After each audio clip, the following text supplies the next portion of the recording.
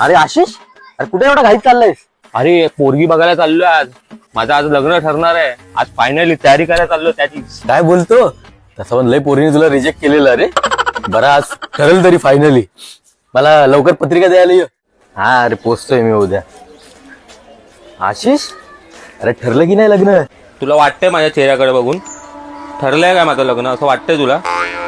जा ना बाबा, डोकं नका खाऊ. आई शपथ, या पोरीने पण रिजेक्ट केला वाटतं तुला. आईला तुझं नशीबच लय खराब आहे. अरे तिने रिजेक्ट नाही केला मला, मी तिला रिजेक्ट करून आलोय. तू रिजेक्ट करून आलास? आईला एक तर तुझं लग्न ठरत नव्हतं आणि रिजेक्ट करून आलास पोरीनं. अरे तिला नॉनव्हेज आवडत नाही आणि मी नॉनव्हेज वाला.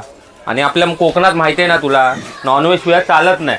अरे एवढंच ना, आपल्या कोकणातल्या लोकांसाठी खास कोकण वधूवर म्हणून ऍप आहे. त्यावरती तू रजिस्टर करू शकतोस. हा, आणि हो, त्यावरती ऑप्शन पण आहे, व्हेज आणि नॉनव्हेज तू सिलेक्ट करू शकतो.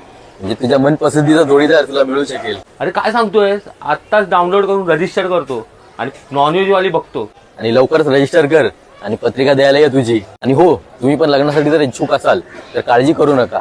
या कंपनीचे कोकण वधूवर ऍप शिवाय इतरही मॅट्रिमोनी ऍप आहेत.